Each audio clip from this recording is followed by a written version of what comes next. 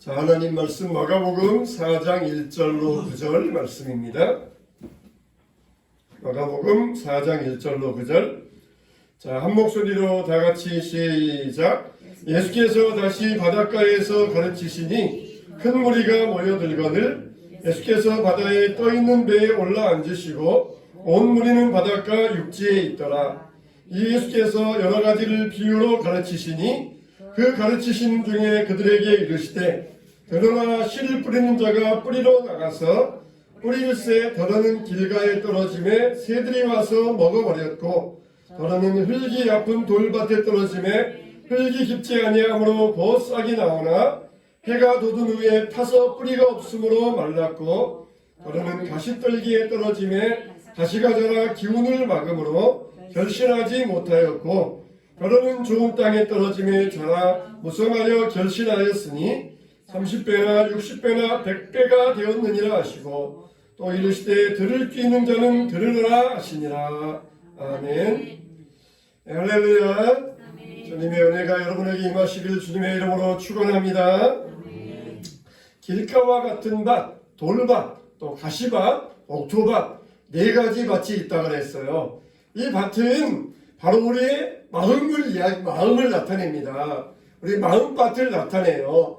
똑같은 자리에서 똑같이 말씀을 들어도 돌밭, 길가밭, 가시밭은 열매를 맺지 못하지만 옥토와 같은 밭은 열매를 맺는다. 농부도 같은 농부입니다. 씨앗도 같은 씨앗입니다. 근데 뭐가 달라요? 밭이 달라요. 한 농부가 같은 씨앗을 해가지고 밭에 뿌렸는데 밭에 따라서 열매가 다르게 나오고 있다는 것입니다. 우리가 이렇게 여기에서 농부는 누구를 가리킵니까? 바로 예수님, 그리고 우리 같은 전도자들, 복음을 전하는 바로 여러분들을 농부라고 이야기를 해요. 그래서 우리가 복음의 씨앗을 뿌려야 되는데 복음의 씨앗을 뿌리는 사람들은 어떻게 뿌려야 됩니까? 따라서 합시다. 부지런히. 할렐루야. 어떻게 뿌려야 돼요?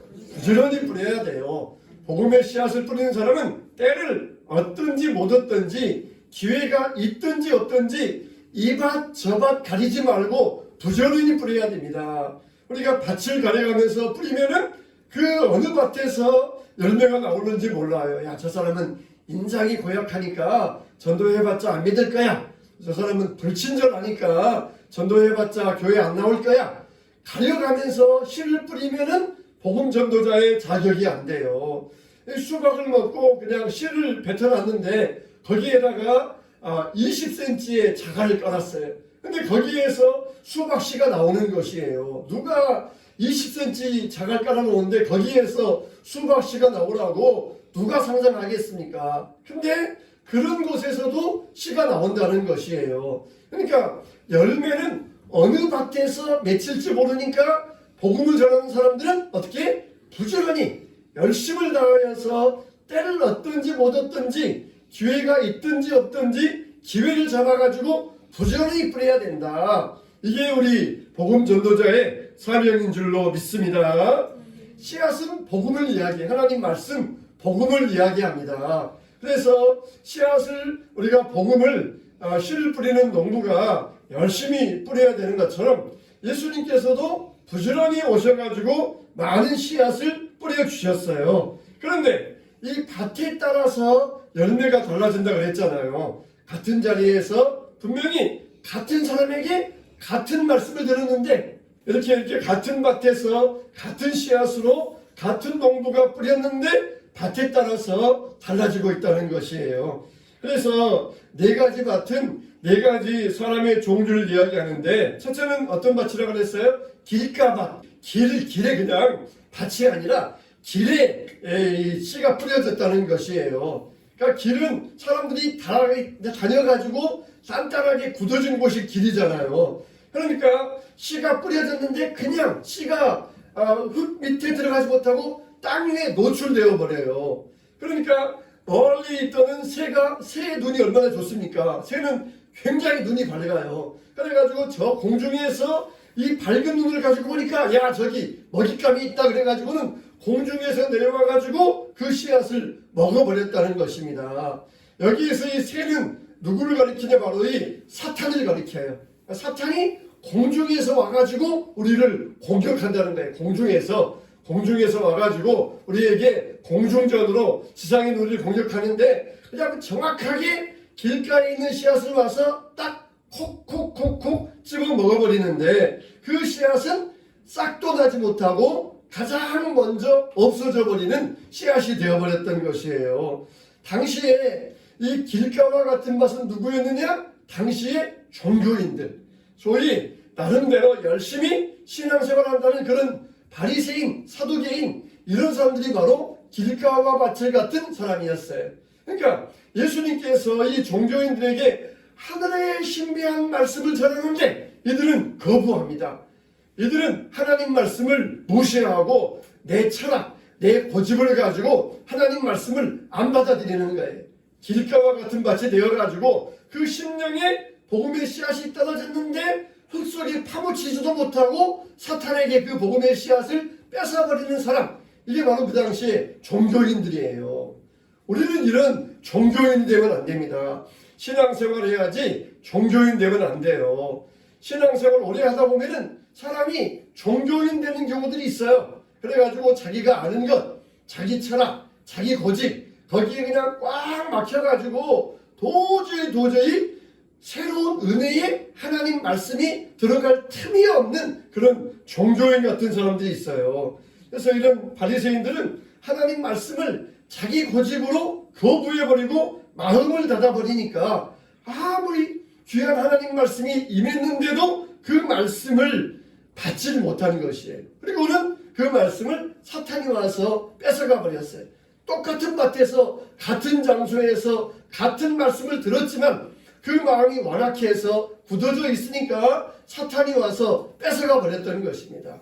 우리는 이런 종교인 같은 밭이 되어서는 안 돼요. 항상 우리는 우리의 심령을 날마다 새롭게 만들어야 됩니다. 촉촉하게 습기가 있고 거름지고 이런 밭으로 만들어 놓아야 돼요. 그렇지 않으면 어느 틈엔가 심령이 딱딱하게 굳어가지고 아무리 은혜롭고 좋은 말씀을 전해도 그 말씀에 반응을 하지 못하고 은혜 받지 못하는 이런 종교인이 되어버릴 수가 있어요. 자, 여러분들은 항상 좋은 밭이 되어서, 옥토밭이 되어서 하나님 말씀에 열매 맺게 되시기를 축원합니다. 두 번째로는 돌밭이 있다고 그랬어요. 돌밭. 이 돌밭은 돌이 있는데 그 위에 살짝 흙이 덮여져 있어요. 여러분 참 희한합니다. 보면은 우리가 밭을 보면은 누가 갖다가 거기에 돌을 뿌리지 않았는데도 갈지 않으면은 거기에 어느 틈엔가 돌이 있는 것을 볼 수가 있어요. 그냥 그 밭을 그냥 분명히 좋은 밭이었는데 관리하지 않고 조금만 놔두면은 그 밭에 언제 와서 돌이 있는지 몰라요. 정말 희한합니다. 이건 정말 아주 희한한 것이에요. 그런 것처럼 이 돌밭에 이 흙이 살짝 덮여가지고 씨가 뿌려질 때에 싹이 나오긴 나오지만은 밑에 돌이 있으니까 더 이상 뿌리를 내리지 못하는 것입니다. 이게 우리에게는 뭐가 있어야 돼요? 따라서 합시다. 신앙의 뿌리. 우리에게는 신앙의 뿌리가 있어야 돼요. 근데 신앙의 뿌리가 없는 사람들은 귀가 얇아가지고 마음이 약해가지고 이리 흔들리고 저리 흔들리고, 특히 신앙생활 하다가 조금만 어려운 일 당하면은 홀딱에 넘어져 버리는 사람, 이게 바로 돌밭과 같은 사람이에요. 예수님께서 제자들과 함께 배를 타고 가시는데 풍랑이 일어나잖아요. 그럴 때 이 풍랑이 일어날 때 제자들이 막 겁내면서 두려워 떨면서 예수님 우리 죽게 생겼습니다. 우리 다 죽게 생겼습니다. 그러면서 예수님을 깨웠어요. 예수님께서 일어나셔가지고 바다야 바람아 잔잔하라 그럴 때 바람과 파도가 조용해졌다 그랬어요. 그러면은 우리 생각 같으면 어떻게 해야 되겠어요? 예수님께서 딱 일어나셔가지고 바람과 바다를 잔잔케 한 다음에 제자들 돌아보시면서 아이고 내 새끼들 얼마나 놀랬어. 얼마나 그냥 이렇게 너희들 보니까 얼굴이 그냥 사색이 돼 있네. 얼마나 힘들었으면은 그렇게 했어. 아이고 내 새끼들 정말 고생 많았다. 그래야 되는데 예수님께서 당장 책망하십니다. 믿음이 없는 것들아 왜 두려워하느냐 그러면서 책망해 버리셔요. 우리는 우리 인생의 신앙생활하다가 어려움 만나면은 와서 다 달래주길 원해요. 아유 성도님, 아무개 성도님 얼마나 힘드셔요, 얼마나 애쓰셨어요, 얼마나 고생하셨어요, 달래주길 원해요. 그러니까 신앙이 안 자라요. 맨날 그 자리에서 신앙이 자라지는 않습니다. 예수님은 아셨어요. 제자들 책망하셨습니다. 우리 같으면은 아니 그렇게 힘들었는데 좀 위로해주고 격려해주고 달래주면 어디가 덧나요? 그러면서 아마 성질 낼 거예요. 근데 제자들이 그것을 그대로 받습니다. 그대로 받고 저가 뉘기에 바람과 바다도 잔잔케 하는가, 그 말씀을 그대로 받아가지고 신앙이 성장할 수 있어요. 그냥 우리 같으면은 신앙생활 하다가 어려운 일 당하면은 아유 성도님 얼마나 고생하셨어요, 우리가 더 기도해 드릴게요, 아유 힘내세요, 툭툭툭툭 그래주기로 하는데, 그러니까 신앙이 맨날 그 자리, 맨날 거기에서 자라질 않아요. 예수님은 제자들을 그렇게 달래주지 않았어요. 위로하거나 격려해주지 아니하시고 이 믿음이 없는 것들아, 내가 그동안 너희들에게 뭘 가르쳤는데 그걸 믿음으로 하나 적용 못하고 이거 앞에서 두려워 떠느냐, 그러면서 책망하셨던 거예요. 우리가 그동안 들었으면은 그걸 우리의 삶에 적용해야 되는데, 듣는 것 따로 사는 것 따로, 그냥 항상 따로 국밥이에요. 따로 국밥. 그냥 물과 기름처럼 듣는 것 배운 것 따로 아는 것 따로 듣는 것 따로 항상 따로 국밥이니까 이게 섞이질 못하고 우리 안에서 자양분이 못 되고 우리가 신앙을 잘하지 못하는 것이에요. 알았으면은 살아야 되는데 아는 것 따로 그리고 사는 것 따로 항상 따로따로 되어가지고 이게 도저히 하나가 되지 못하고 융합을 이루지 못해요. 예수님이 책망하신 이유가 그거예요. 내가 너희들에게 그동안 얼마나 가르쳤는데 이거 하나 가지고 두려워하느냐? 그러면서 아는 것과 행하는 것이 따로따로 되니까 예수님이 책망하셨던 거예요. 이걸 너희들이 이걸 잘 융합을 해가지고 너희 삶에 열매를 나타내야 되는데, 듣기는 많이 들었지만 삶에 아무런 역사가 없는 거예요. 아무런 삶에 열매가 없었던 것이, 이 돌짝밭 같은 자들아, 내가 너희들에게 말씀을 뿌렸지만은 너희들이 그거를 열매를 맺지 못하고 있구나. 너희 밭에서 돌을 제거해라. 그러면서 책망하셨던 거예요. 이런 사람들은 항상 귀가 얇아요. 그리고 육신이 편한 것만 쫓아다닙니다. 복만 바라면서 믿는 이런 사람들이에요. 그러니까 신앙에 뿌리가 없으니까 이리 흔들리고 저리 흔들리면서 말라버리는 것이에요. 신앙이 뿌리 있어야 성장하는데 뿌리가 있으니까 아는 것 따로 행하는 것 따로 뿌리가 없으니까 금방 말라버리고 어려움이 생기면 넘어져 버리고, 누가 와서 또 나 위로하지 않아주나, 이렇게 토닥토닥하면서 달래주지 않으나, 누가 와서 나에게 힘을 달라고 그러면서 나를 격려해주지 않은가, 그것만 바라는 신앙, 이게 돌밭 같은 신앙이라는 것이에요. 그래서 이 돌밭 같은 신앙의 원수는 누구냐? 바로 자기 자신이에요. 자기 육신. 이 길가밭의 원수는 사탄이고 돌밭의 원수는 자기 자신이에요. 그래서 우리가 항상 사람들에게 위로만 받으려고 그러고 사람들에게 도움만 받으려고 그러고 교회 나와서도 그냥 내 욕심만 채우려고 그러고 편한 것만 얻으려고 그러고, 이게 바로 돌밭 같은 신앙이에요. 우리는 돌을 제거해야 됩니다. 돌을 제거해야 돼요. 그래서 우리가 믿는 것과 아는 일에 하나가 되어 믿음의 장성한 분량에 이르게 되시기를 주님의 이름으로 축원합니다. 축원합니다. 네, 다시 한번 크게 아멘 하세요. 믿음의 장성한 분량에 이르게 되시기를 주님의 이름으로 축원합니다. 네, 신명기에도 보면은 이스라엘 백성들에게 너희는 아멘 할지어다 하면서 그렇게 신명기에도 선포하고 있어요. 그러면 아멘 할지어다 하면은 백성들이 다 아멘 하면서 화답했거든요. 그래서 저도 여러분들에게 그렇게 하려고 해요. 자, 다시 한번 이 돌을 제거하고 아름다운 옥토밭 되시기를 주님의 이름으로 축원합니다. 네, 세 번째 밭은 어떤 밭이에요?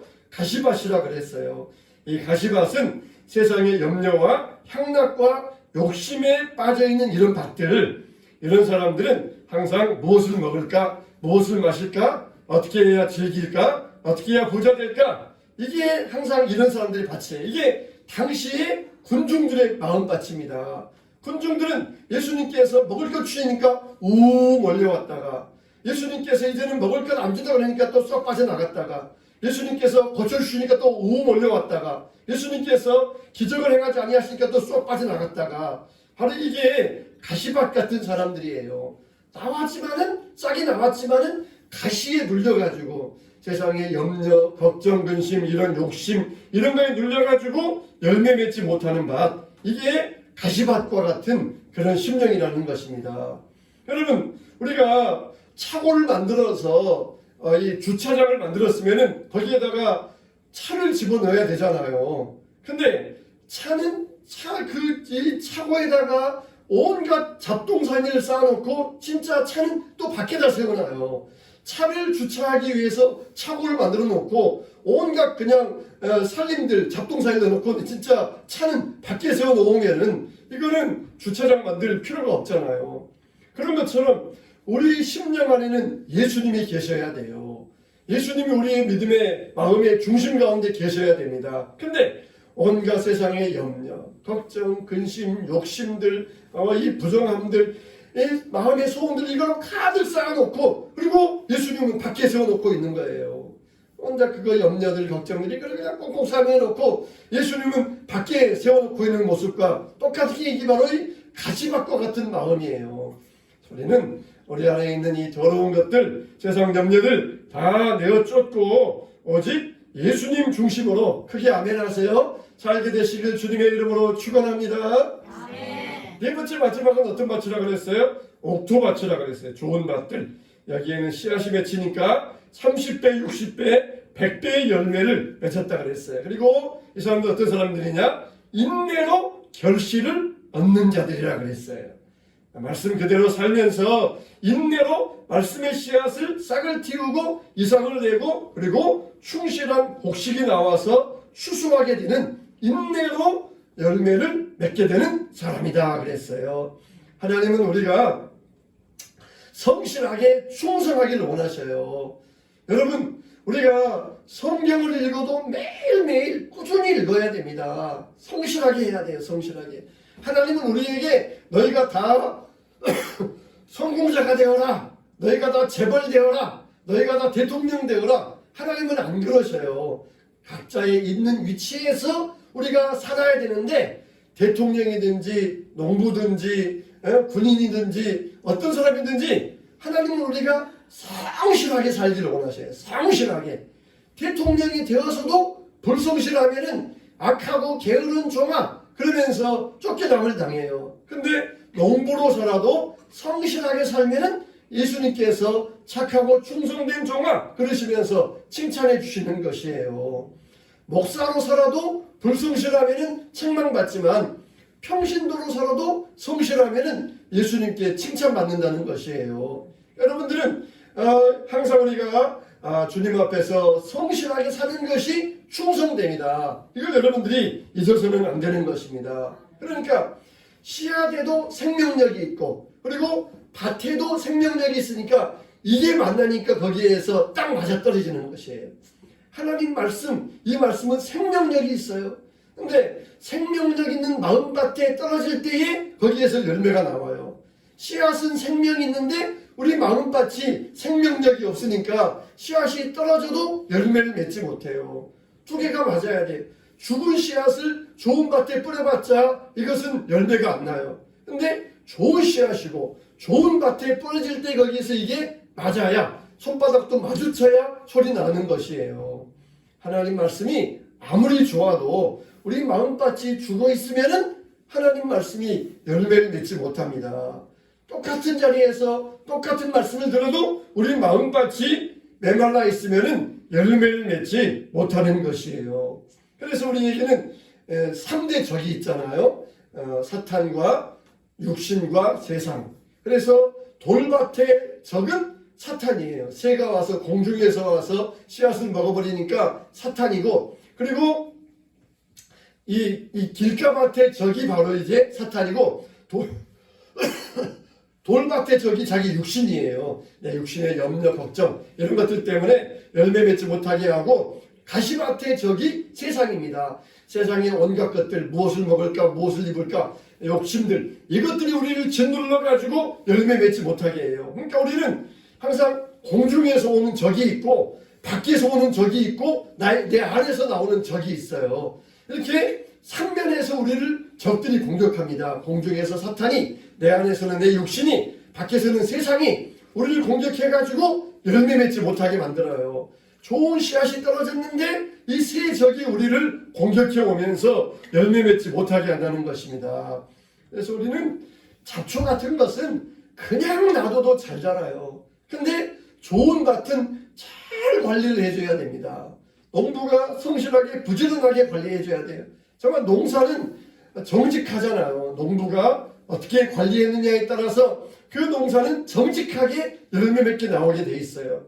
우리 신앙의 열매도 정직합니다. 우리가 말씀 듣고 우리 마음밭을 어떻게 관리하느냐에 따라서 좋은 열매가 나오고 좋은 많은 열매를 맺게 된다는 것입니다. 만일 여러분 가운데 이전에는 내 마음밭이 옥토였었는데 이제는 묵은 땅이 되어버린 사람이 있다면 다시 이것을 갈아엎어야 됩니다. 갈아엎어야 돼요.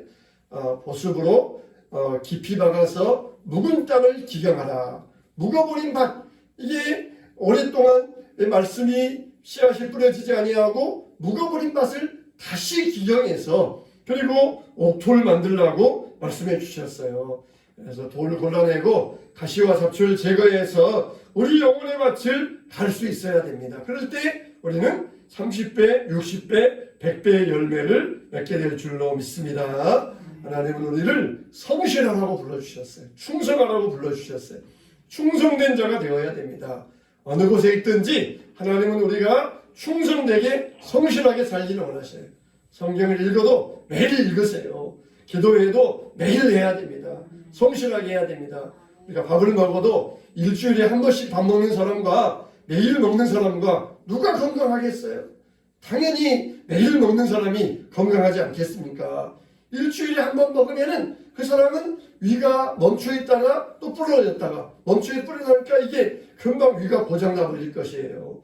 우리의 심령의 위도 마찬가지입니다. 꾸준히 계속해서 성실하게 말씀을 먹고 묵상하면서 할 때 우리의 영혼이 건강하게 되고 옥토밭이 되는 줄로 믿습니다.